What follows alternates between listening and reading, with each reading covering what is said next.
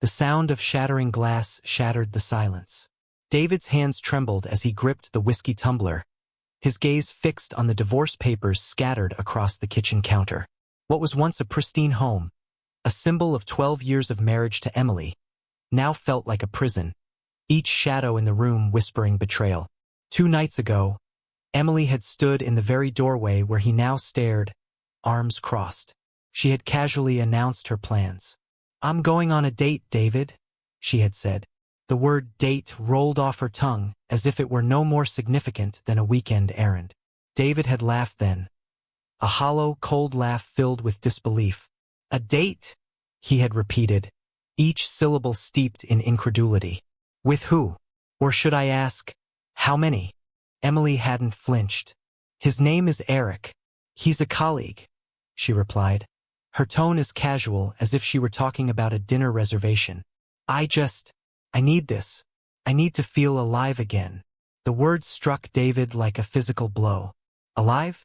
Hadn't 12 years together been enough? The mortgage, the weekend trips, the laughter over shared coffee in their sunlit kitchen. Wasn't that life? Or had it all been a lie? "Do you even hear yourself, Emily?" His voice trembled with restrained fury. "You're married. You swore vows. Does that mean nothing to you?" Emily shrugged, her indifference cutting deeper than any argument could. "I've given you everything, David. It's my turn to have something for myself." David didn't argue that night. Not because he agreed, but because he knew the futility of fighting someone who had already decided to burn the bridge between them. Instead, he gave her one final warning, his voice low and icy. "Do what you want, Emily, but actions have consequences." The following morning, David woke early, a cold resolve solidifying in his chest like granite. This wasn't just betrayal. It was war. If Emily wanted to shatter their life together, he would make damn sure she felt the weight of every piece she broke. He began his day with precision, crafting the image of a man reborn. A professional haircut replaced the overgrown mess he had neglected in recent months. A sleek navy blazer, tailored to perfection, replaced the wrinkled shirts of his complacent married life. His battered sedan gleamed after a meticulous wash, an outward reflection of the man he was becoming. By the time Emily descended the staircase in a tight black dress that screamed desperation, David barely spared her a glance.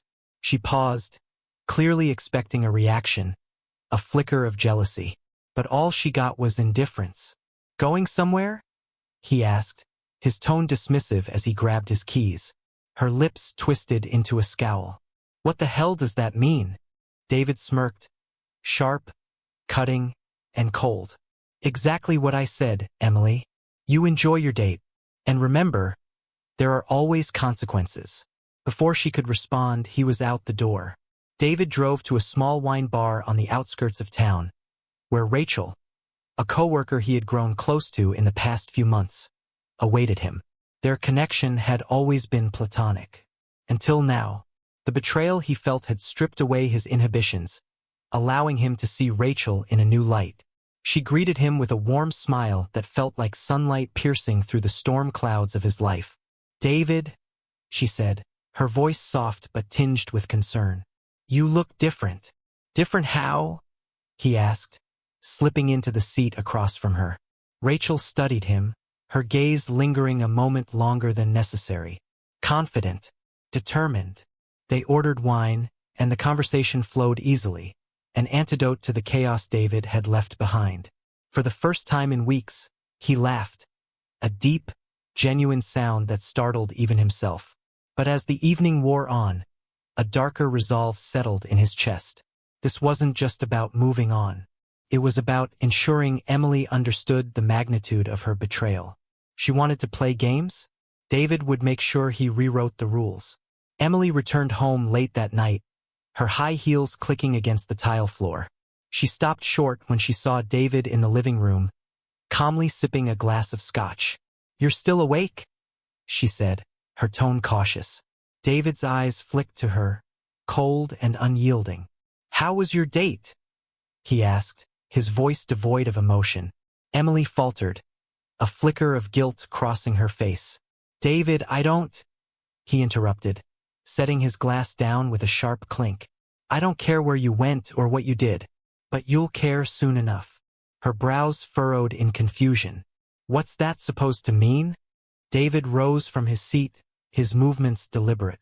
It means you've made your choice, Emily, and now I'm making mine.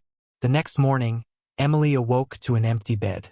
On the kitchen counter, David had left a single envelope containing the divorce papers and a note. Actions have consequences. Enjoy your freedom. But freedom wasn't what Emily would find. David had already set his plans into motion. A chain of events designed to dismantle every comfort she had taken for granted. He stood outside Lucas's law firm, gripping a manila folder filled with every piece of evidence he had collected. Bank statements showing unexplained expenditures, phone records with late-night calls to unknown numbers, and a few carefully chosen photographs. Enough to prove infidelity without tipping Emily off to how thoroughly he had prepared. Inside, Lucas greeted him with a firm handshake. You've always been level-headed, David. So tell me, what's driving you this time? David's eyes darkened. 12 years of lies. 12 years of giving everything to someone who decided I wasn't enough. I want her to see what she's thrown away. And I want her to hurt. Lucas leaned back in his chair, a faint smile playing at his lips. Then we're not just filing for divorce. We're going for blood. Emily's day started like any other. Coffee in hand, scrolling through her phone. But when she saw the message from her boss, her stomach dropped. Come to the office immediately. We need to talk about your position. She arrived to find David waiting in the lobby, a calm yet chilling presence. Beside him sat a private investigator, his expression impassive as he handed Emily a folder. Her hands trembled as she opened it. Inside were photos of her and Eric in compromising positions, taken over the past month. Beneath them was a detailed report of her recent activities, including a timeline of nights she had lied about working late or meeting friends. You had me followed? She whispered, her voice barely audible. David's voice cut through the air like a knife. You gave me no choice. Actions, Emily. They always have consequences. Her boss stepped forward, clearing his throat. This is a violation of company policy, Emily. You're terminated, effective immediately. Emily's world crumbled as David walked out without another word, leaving her to face the fallout alone. That evening, she returned home to find the locks changed. She banged on the door, shouting David's name, but he didn't answer. Instead, a neighbor handed her an envelope containing a single key and another note. Your things are in storage. The address is inside. This house is no longer yours. Emily stared at the note, her hands shaking. How had everything spiraled so quickly? Just days ago, she had convinced herself that David would forgive her, that he would always be there to clean up her messes. But now, the man she had underestimated was dismantling her life piece by piece. David's revenge wasn't just personal. It was methodical. He enlisted the help of Ava, a trusted confidant who had seen the cracks in his marriage long before he had. Together, they crafted a plan to ensure Emily felt every piece of her betrayal. Emily felt the weight of her betrayal. You're sure about this? Ava asked as they sat in her dimly lit apartment, surrounded by legal documents and timelines. David nodded, his expression resolute. She wanted freedom. I'm giving her exactly what she asked for. Ava smiled, a glint of admiration in her eyes. You're not just walking away, David. You're making sure she never forgets what she lost. Emily's new reality had hit hard. Her savings were frozen, tied up in legal disputes. Friends she had leaned on for emotional support began to distance themselves, wary of the drama surrounding her life. Even Eric, the man she had risked everything for, stopped answering her calls after David's investigator paid him a visit. One night, Emily showed up at David's office, her makeup streaked from tears. David, please, she begged, clutching at his arm. I made a mistake. I see that now. Just give me a chance to fix this. David looked at her, his expression unreadable. A mistake, Emily? This wasn't a mistake. It was a choice, and now you get to live with it. While Emily floundered, David thrived. His newfound confidence extended beyond his personal life, earning him respect at work and admiration from colleagues. Even Ava, who had always been a supportive friend, began to see him in a new light. One evening, as they shared a quiet dinner, Ava leaned closer, her voice soft. "You're a different man now, David. Stronger, smarter." David smiled faintly. "I had to be. Emily didn't just betray me. She forced me to see the truth about myself." Ava reached for his hand, her touch warm and reassuring. "She may have broken you, but you're the one who's rebuilding." Emily's life continued its downward spiral. Her desperation led her to a series of poor decisions, each one dragging her further from the life she had once known. She found a part-time job at a diner, the only place willing to hire her after David's lawyer exposed her infidelity and financial mismanagement during the divorce proceedings. Every day, she endured the whispers of coworkers and the judgmental stares of customers who recognized her as that woman, the one who had ruined her marriage for a fleeting thrill. The humiliation was unbearable, but she had no choice but to endure it. Late one night, after her shift ended, she found herself scrolling through old photos on her phone. Pictures of her and David smiling during holidays and vacations, their arms wrapped around each other. She sobbed quietly, clutching the phone to her chest. Regret was a cruel weight, and it pressed down on her harder every day. Meanwhile, Eric, the man Emily had gambled her life on, wasn't faring much better.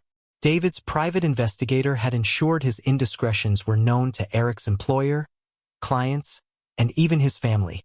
Rumors of his involvement with a married woman spread quickly, and within weeks, Eric found himself ostracized. His colleagues distanced themselves, promotions evaporated, and his personal relationships crumbled. The final straw came when Eric's girlfriend, unaware of his infidelity until then, packed her bags and left him. He moved out of town soon after, leaving behind a trail of broken connections and a tarnished reputation. It was a crisp winter afternoon when David ran into Emily unexpectedly. He had stopped at the grocery store to pick up a bottle of wine for dinner with Claire, his new girlfriend, when he saw her in the parking lot, struggling to start her battered car. For a moment, he hesitated, torn between walking away and confronting her one last time. In the end, he approached. "David," she whispered, her voice cracking. He stood there, his expression unreadable. "I didn't expect to see you here." Emily looked away, ashamed. "This is my life now," she murmured. "I deserve it, don't I?" David's jaw tightened. He wasn't cruel by nature, but he couldn't deny the satisfaction he felt at seeing her humbled.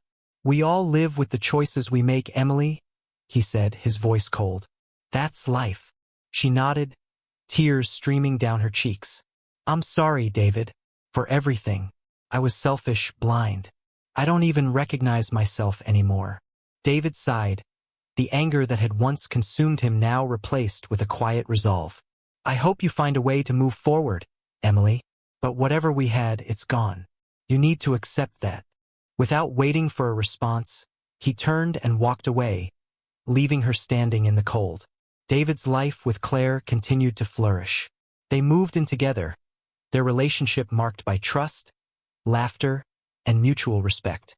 Claire's unwavering support helped David heal the wounds Emily had left behind, and for the first time in years, he felt truly at peace.